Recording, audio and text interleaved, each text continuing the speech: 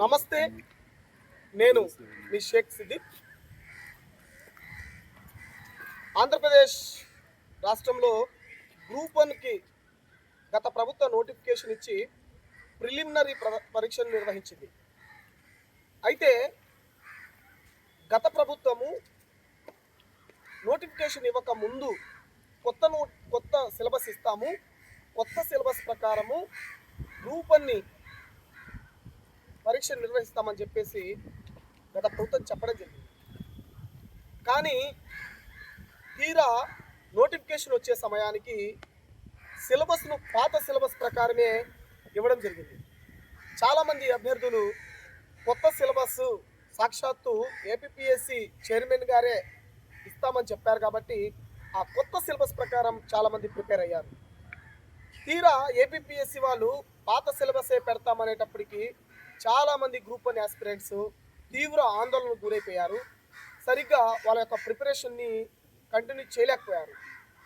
Preliminary పరీక్షకు సరైనటువంటి సమయాన్ని కూడా కేటాయించలేదు.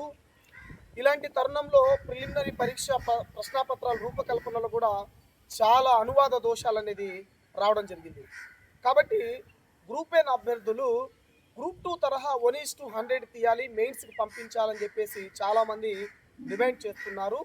ఇదే విషయాన్ని నేను గౌరవ ముఖ్యమంత్రి వర్యులు నారా చంద్రబాబు నాయుడు గారి దృష్టికి, అదేవిధంగా లోకేష్ గారి దృష్టికి కూడా తీసుకుపోవడం జరిగింది. ఈరోజు నారా లోకేష్ గారి నివాసం వద్ద ఒక 5 మంది గ్రూప్ 1 ఆస్పిరెంట్స్ వెళ్ళడం జరిగింది.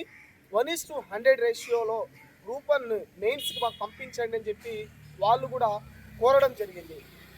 సారు ఒకటే మాట అన్నారు, ఇది మా దృష్టిలో ఉంది, దాన్ని చేసే ప్రయత్నం చేస్తాము అని సానుకూలంగా వాళ్ళు చెప్పడం జరిగింది.